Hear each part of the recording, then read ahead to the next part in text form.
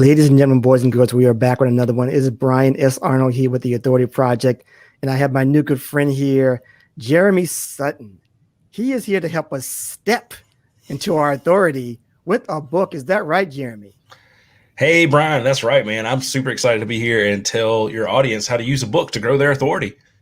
Awesome. We shall see. We shall see what he can do for us today on this amazing episode of the Authority Project.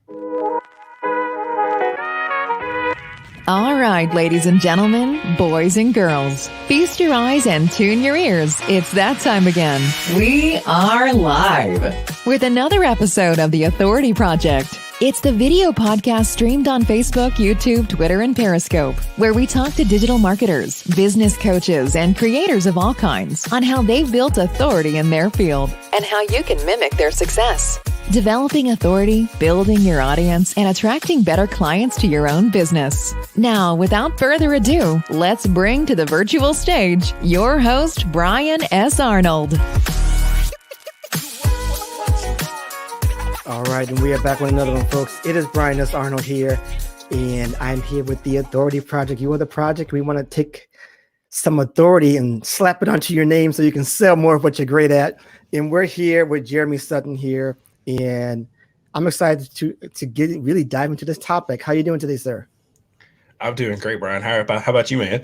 I'm doing great. So it's Monday, it's actually, right now, my days are just like a blur. I mean, this is like, now I'm just like, what day is it? Because I have no idea anymore. I've been home so much. So anyway, let's get really into it. Before we dive into it, let's get into who you are first, Jeremy, who you are personally and then professionally.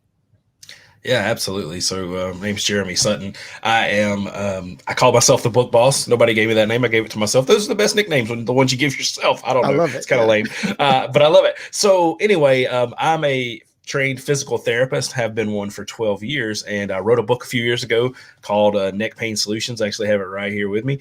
And I started kind of being the go-to guy for other therapists and healthcare providers to write and self-publish books. And so then I turned that into Healthy Books LLC. Book Boss Publishing is the name of my company.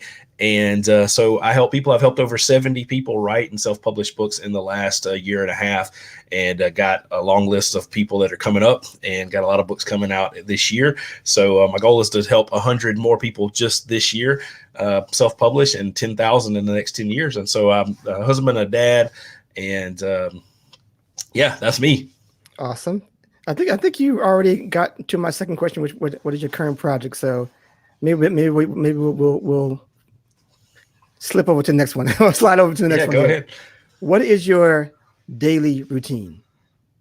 Well, to be honest with you, my daily routine, I get up when my wife tells me to get out of bed in the morning, and that works. I help. Yeah, I mean, she's in charge. So I help her get the kids off to school, and then I'm still a full-time physical therapist, Brian. So I go in, I treat people from 8 to 4:30. I usually do a podcast at lunch every day. I have a podcast. I have 2 podcasts that I'm working on currently, Entrepreneur Rising podcast, and then the Daily Self-Publishing podcast, which will come out next month.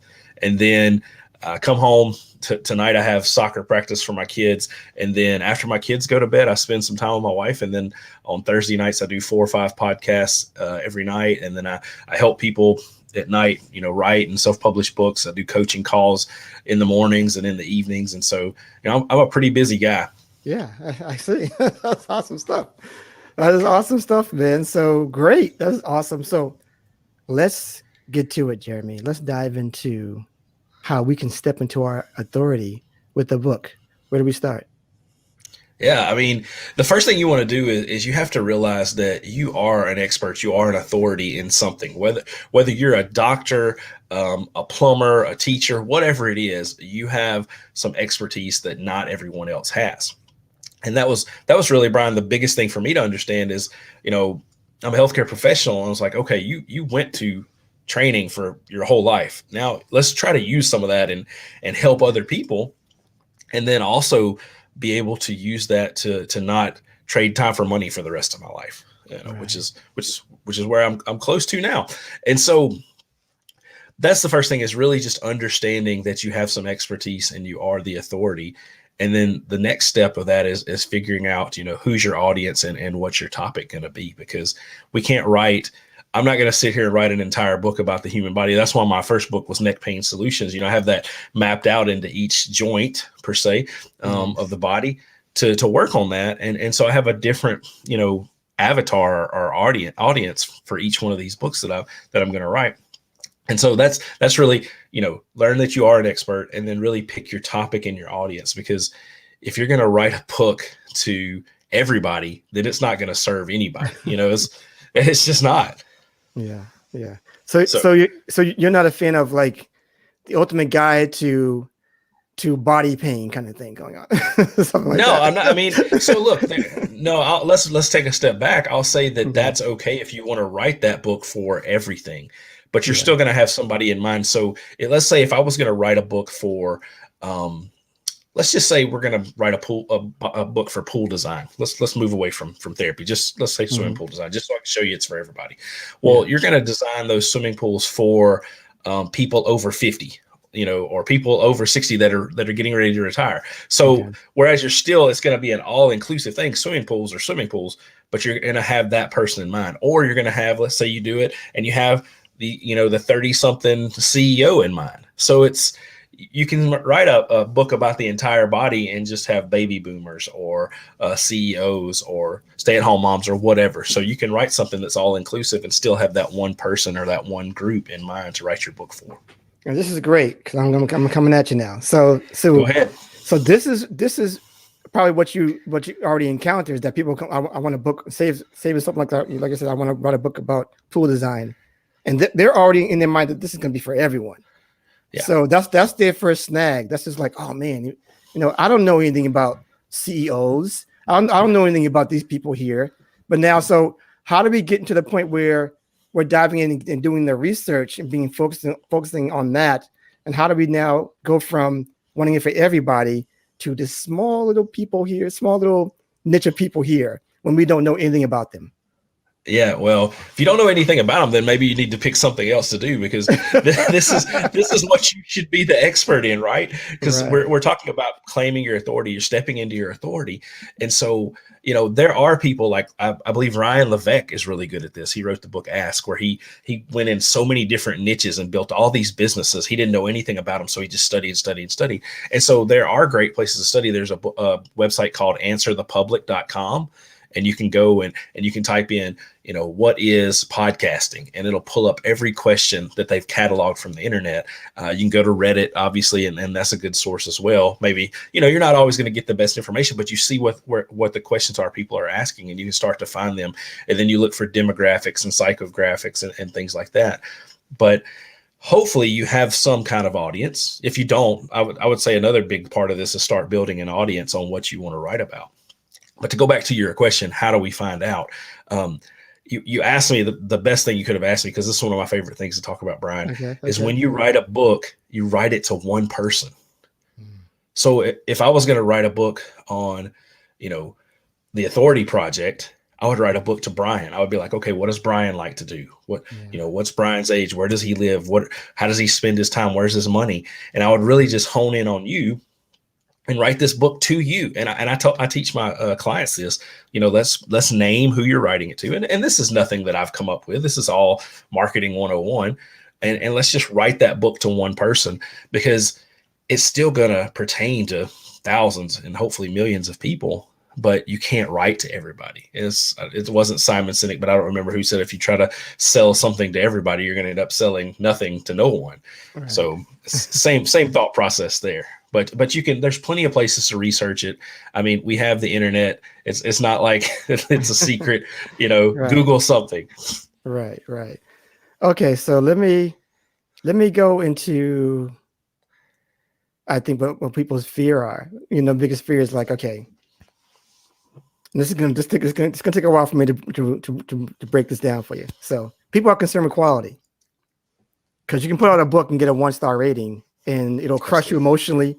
It'll crush your sales. It'll crush your reputation, on that subject. So it can be a risk, Jeremy. So here's an example, because I just read a book, and it was about book writing, amazing enough. And I won't disclose the person's name, but it was about book writing. And it was about book writing, amazing enough. And I won't disclose the person's name, but it was about book writing, amazing enough. And I won't disclose the person's name, but he's pretty famous in the digital marketing arena. But it was trash, Jeremy. Yeah. It was straight trash. It was garbage, if I was going to be completely honest. It was a clickbait book that gave you practically nothing in value. And it gave you, I gave it actually 2 stars. I had to do it. I never really do that to anybody because I don't feel like I was worthy. But it's so crazy because I put this on my Instagram and say, go buy this book. And I had to take it off. It was that bad. So, and it deserved it. It deserved those. And it actually got a lot of 1-star ratings. It was $10. It's now down 99 cents. So what they were doing is they were putting out a minuscule topic and saying, go to my marketing course for $300 and get the real stuff, because there was nothing in the book. So tell us about the risk, Jeremy. Come on, tell us about the risk of putting out something that everybody's afraid of because they think, it has to be it has to be quality, it has to be 300 pages and full of all research and da da da da. Tell me about that and why, because I think it should be quality, but there's some people who think that it doesn't have to be all like that. Yeah, let me tell you. So I think I know what book you're talking about, and you can tell me when we get off there. But yeah, look, if your book is crap, you deserve a 1-star review. That's just the honest truth. Don't put out crappy books. But this is what I would say. First off, yeah, that is a reasonable fear because people are afraid. One of my first clients, who was a good friend of mine, he had a Facebook group with about 4,000 people in it at the time, and he hadn't posted his book in his Facebook group. And I'm like, dude, what is wrong with you? I'm about to post this freaking book in your Facebook group. And he goes, I'm afraid somebody's going to not like it. I said, yeah, there's going to be a ton of people that don't like it. So what? So that's the first thing with that fear. I would say, Brian, there's going to be people that listen to me and you today and think, gosh, those 2 guys, they don't know anything. I don't know why they even wasted our time. But there's going to be 1 or 2 people, hopefully a lot more, that are going to say, hey, I really like that. I'd really like to write a book, or I'd really like to do something with the Authority Project. It's okay. You be afraid, but still do it. The caveat to that is, please put out a quality book. Don't just put something out for clickbait like a ton of online marketers do, or anybody in any space. And one of the biggest things, I learned this from a guy named Mike Shreve, who wrote the 1 Book Million Method, who's somebody I'd never heard of. I just saw this ad. My friends tag me in all these book ads now. So I've bought all these books that I would have never bought if I hadn't started doing this. But he talked about, writing your book, and don't do a bait and switch. Don't give the first 9 steps to a 10-step process. And then on the last page of the book, which is exactly what the book you read did, say, go buy my $300 course and get step 10. And I'll unlock the keys to the kingdom for you. Because what's going to happen is you're going to get a ton of 1-star reviews on Amazon. You're going to get people that want to return your book if you're selling it on your website. And it's not going to help your business at all. It's going to hurt you. You're not going to overcome that either, unless you just have a ton of money to throw at ads and things like that. Because people are now not going to trust you. Yeah. The whole reason to write a book is so people know, like, and trust you even more and see you as the authority. And then if you give them a crap book, I don't care. Like this book is 67 pages, but it's good stuff. But I could have made it 300 pages and the last 100 be junk. It's not going to go well. Don't do that. Awesome. Yeah, that's great. Because I wanted to make sure people who want to write a book. Could you hear people write a book in a weekend? It's possible. Sure. Right. Yeah, absolutely. Will it be good? It just depends, right? So I've actually was taught to write a book at one point, write a book in 24 hours. So, it was a nice exercise, Jeremy, but it was a little clickbaitish, and I wanted to make sure people are writing with quality. I think it's so important. Yes. So what do you say to people who have the material, they've got lots of notes and content, and their content is kind of in disarray, and how do they compile it all together so that it makes something magical? Yeah, absolutely. That's a great question, Brian. So, the first thing, so I already told you the first 3 steps. So the next step number 4 would be to mind map your book. Even if you have a ton of content out there, I have podcasts and videos and all this stuff on Facebook and everywhere else. And I can't just shove all that into a book because it's not going to make sense. It's not going to be chronological or anything. So I would say the first thing is just mind map your book. Just dump everything on a piece of paper that you want to put on your book. I have a whiteboard over here, so that's what I would do. And then the next thing would be outline your book. So take that mind map, start taking things out that don't really matter, that aren't important, that people don't really care about, like the story about your grandmother and your aunt, and you went and saw a dog and something happened. Nobody cares about that, So pull that stuff out and then have a good, clear outline, because it's your roadmap. We're not going to start out in New York and drive to California without, either a map or GPS on our phone now, but you need to know where you're going. And so you mind map your book, you outline your book to know the chapters and the subtopics and all that. And then you timeline your book, which I think is another important step, and say, okay, I want to have this done by December 2021. And I'm going to publish this on January 1st, 2022. I'm going to start the new year with my book. So those are super important things, because now hey, that one video I did, on how to self-publish for business owners, that was a great video and it got a lot of likes, but it doesn't really fit the concept of the book that I'm writing right now. So we're going to leave that part out and we'll come back later. And so the good thing is about books, if you do them well and you do them right, you don't, pull the rug out from under people on chapter 20 and say, go buy my course just to learn everything. Well, then guess what? You can publish a second book later or add to it. You can, hey, download this PDF. Is a good way to get emails. You don't have to get the emails if you want to do it that way. You can just give it to them or whatever. So that's really the best thing to do for me, is to compile things. And there's so many resources out there now, Brian, that are easy. We have all these. You can get a VA to help you compile things and pay $10 an hour or less. There's a lot of times you can pay $6 or $7. There's Descript.com, which you can upload your videos, you get your transcript back. So there's all those cool things. That's what I would do. Yeah. So great. So I want you to keep on that same vein, because answering my next question somewhat. How much should we infuse marketing in our books and outside of it, as far as that is concerned? Yeah. Oh, we definitely should infuse marketing. There's no reason to write a book if you're not going to market it and sell it and get something from it. I mean, there's just, other than you just want to leave a legacy for your kids, and that's fine and great too. But we can't eat legacies a lot of times. So what I would say is, the reason that I teach people to write books is to make money on the back end.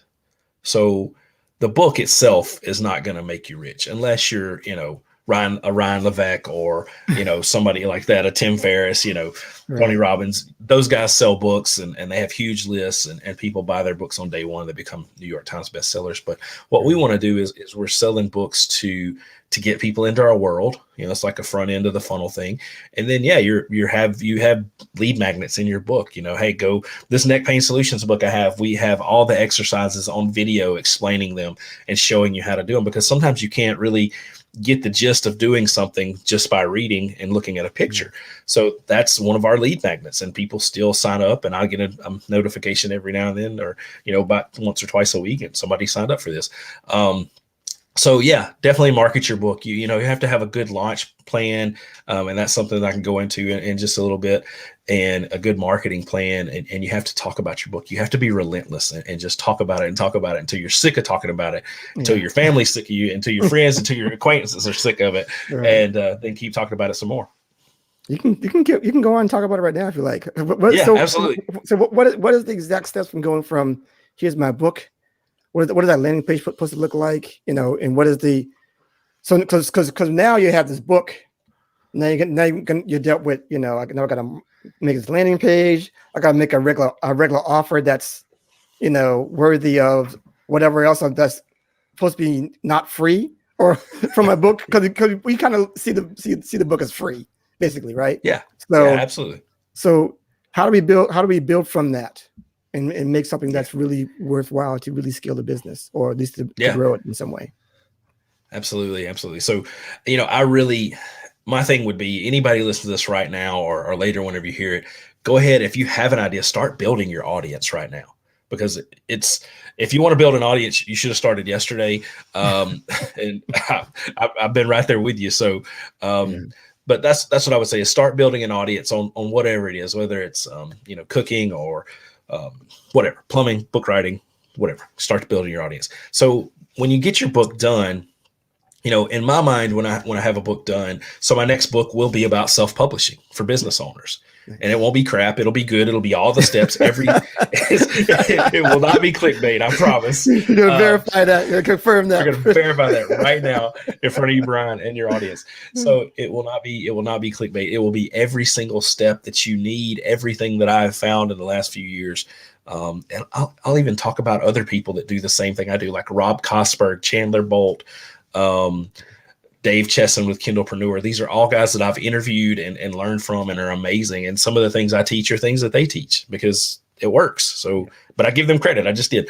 So, it'll have all that. And so my thought process behind that is, hey, here's my book. This gives you everything you need to do it. But if you want help and you want somebody to coach you and you want somebody to hold your hand or kick you in the butt, depending on what day of the week it is, then I would love to coach you in this process. And so that's really one of the ways to do it. So you have them go through it, not bait and switch. Here's all the things, but if you want help, I'll help you. So it's your coaching or consulting. I do have an online course that I've really gotten away from selling just because it's a lot of work to have a ton of, you know what I mean? Like to have a ton of students, and then there was a live component to it. You're teaching, and to me, I would rather coach someone on a one-on-one basis or a small group instead of doing the stuff with the course. So, but you can have a course and it can be evergreen or however you want to do it. But so what I would do with a book is, let's go to the landing page. You talked about that. So we have the book on the landing page. Let's say $7.95 free plus shipping and handling. Russell Brunson teaches this on ClickFunnels. Of course, Russell Brunson has 1 billion people coming to his websites. So you have to have that in mind. Like, are you going to have traffic to your website? Because I've had clients that have said, hey, I wrote this book, somebody I didn't work with. Hey, I wrote this book and nobody's buying it. And I'm like, well, where is it? Well, it's on my website. Well, how many people go to your website today? 7. Okay. That's why you're not selling your book. 7 people see it a day. So anyway, unless they're super targeted. So, you have your book and we can, there's amazing things. I have all these shared funnels on ClickFunnels that I have. I've built out other funnels for people on different websites. So, I can give your audience that if they want it. I can put that on my little link to that on my homepage on bookbosspublishing.com. I'll be glad to do that. But you can go get that stuff there. But it's really just the book. Who's the book for? What's the transformation, or what problem is it solving, and how? And so that's the book. And then you give some bonuses. So let's say for neck pain solutions, I have the book, and then the bonuses are, learn how to sleep pain-free at night without buying an expensive pillow because you have the perfect pillow in your home. You know what the perfect pillow is? Roll up a bath towel and stick it under your pillowcase. Right. That helps with neck pain. Okay, you don't have to buy the perfect $1 million pillow or $100 pillow. The next thing would be a self neck pain screening assessment. So I go through that on a 10-minute video and show you how to screen yourself and what to do. And then step 3 would be, here's me interviewing an orthopedic surgeon on the best things to do and, what to avoid and who should have surgery and things like that. So now I have something practical they can do at home. So these are all the next steps, what they should do with this book. And so that's another thing is the next step should be, what are the next steps? Like, you shouldn't be have a book about neck pain and then say, hey, buy my hatchet that chops down small trees. It has to make sense. It has to be the next logical step. Right. And so you have to think that your book is going to cause problems. They're going to cause good problems. Okay. So if somebody doesn't have neck pain anymore, what are some things that they're going to be able to do? Well, maybe you teach them how to do some yoga now because they're not having neck pain, and so you just follow that process. What are the next steps? So neck pain book, perfect pillow, self-assessment, expert interview. And then, so that could be your 3 bonuses. And then the next thing would be, if you want to do an upsell in the funnel or an upsell later through email, then you would say, hey, here's my neck pain solutions course where I'll walk you through everything. It's $49 or $40, whatever you want to charge, and go from there. And then you just continue to nurture those people. And, you could do one-on-one assessments or coaching calls, whatever your business is. And just build that relationship. So that's really kind of how I see the funnel. Nothing groundbreaking there, I would say, Brian. That's pretty much a standard thing. I would say the biggest key is to know that if you haven't taken time to build an audience, And that's why I do these podcasts. Exactly. Obviously, that's why everybody does it. Is you go on, you start going on podcasts, and you don't have to be the biggest guy. I'm not the biggest book publishing guy in the world. Okay. To my knowledge, I'm the only one that focuses on healthcare providers, healthcare business owners. But others, it's the same thing, whether you're a plumber or a doctor, it's the same framework to write a book. It just is. But you can get on podcasts, you start to do that kind of stuff, and you start to market your book, and it's, success leaves clues. I think Tony Robbins was one of the first people to say that. And so you just follow what everybody's done, and you can do it. It's really not that hard. Just don't write a crappy book. Yeah. I think people need to understand. I think it's starting to get out there a little bit more, I think, but people need to understand that it's really all about promotion. Yeah. At the end of the day, you can create whatever you want, but if you can't promote it effectively, it's not going to go. It's not going to get anywhere. You got to continue to promote, and until to drive that home even further. I'm going to be launching the Daily Self-Publishing Podcast in May, and my friend that's helping me launch it, he just launched. It's called Healthcare Hacks and Connections. He launched it into the top 25 on iTunes in the United States. He was top 3 or 5 in Israel, I believe, which is kind of random. But it's just because he knows how to promote, and he did promote it. And then he reached out to 100 people to help him, and he got 92 reviews in the first week for his podcast. Right. They're not dishonest reviews. They're, hey, listen to it and review it. Where some of those people friends and family? Absolutely. So what? You know what I mean? So you have to promote yourself. Yeah, absolutely. So let me ask this question, because I think this needs to be raised. Let me jump back up here. Here we go. In your experience, why does it take so long to write a book? Oh man, I don't know. What are you doing with your life? You watching Netflix every night?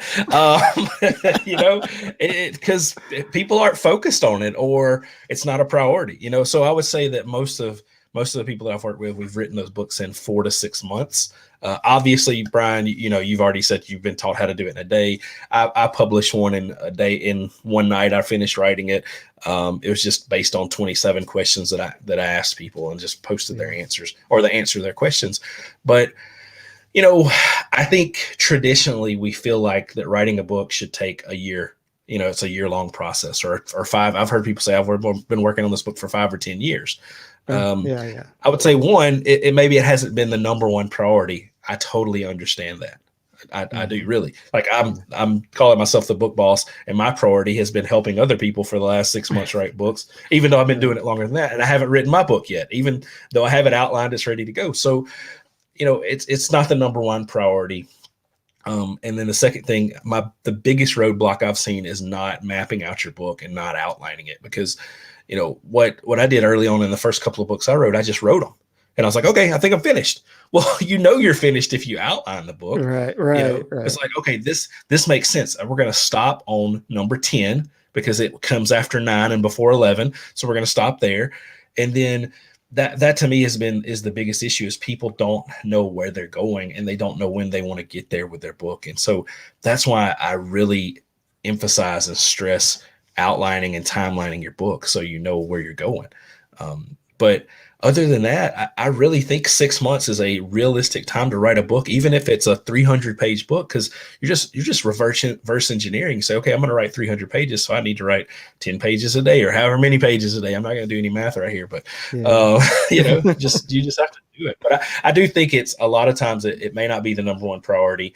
2, you don't really realize what it can do for your business and your brand with writing a book, and then 3, you just get lost in the process because you don't have it written out where you want to go. And I will say it is huge for your business and your brand, because there are people that I've been able to speak in 2 or 3 conferences virtually since COVID happened. One of them's in Ireland. If it wasn't for freaking COVID, I would have gotten to go to Ireland next week. Oh man. But anyway, I mean, that's because I have books. Without my books, I don't get any of those invitations. Okay. Gotcha. So this is great. This has been great. I got 2 more questions for you, I believe. We'll see how it goes. So let's take this angle on this. The rules are different with fiction. because I think we're mostly talking about nonfiction right now, right? Nonfiction, so, yeah, absolutely. So there are times though when we can merge these two together. Say like the greatest salesman in the world, the richest man in Babylon, Who Moved My Cheese. Yeah. You know, is this maybe like the best of both worlds to try to put something like this together? Perhaps. What do you think? Brian, I read a book and I have no idea what the name of it is because this was before I ever started any of this book boss stuff. And it was a leadership book on managing a team. Okay. And it was a fiction book, and I read it cover to cover in one night. It was so good. And so, yeah, I think if you can do that and you can pull it off, then absolutely go for it. I really like to infuse people's stories with the books, whether those are fiction stories or nonfiction. I don't care. It doesn't matter as long as it impresses upon people and bolsters the story, makes the story better. But yeah, I mean, if that's something that you can pull off and add some fiction in there and make it very entertaining. I mean, I don't watch a lot of YouTube videos because I lose interest in them within 5 seconds. Oh, really? I mean, I do. I just lose interest. So books the same way. If I'm reading a book and I'm not interested, I'm not going to read it. And so, it has to be interesting. And whether you use fiction or nonfiction, that's up to you. Awesome. So this has been great, man. I got one last question. This has been awesome, though, so far. I mean, this whole thing's been awesome. So I got one last question for you. I'm going to put you front and center. And I want you to tell us in your own words, for people who might want to do the same thing that you're doing, they have the same interests, similar goals, similar journeys, and they want to do the same thing like Jeremy. They want to help people with their books or whatever, or make an impact in the world, writing their books. Can you tell them how they can become an authority in this space? Yeah, absolutely. Guys, listen.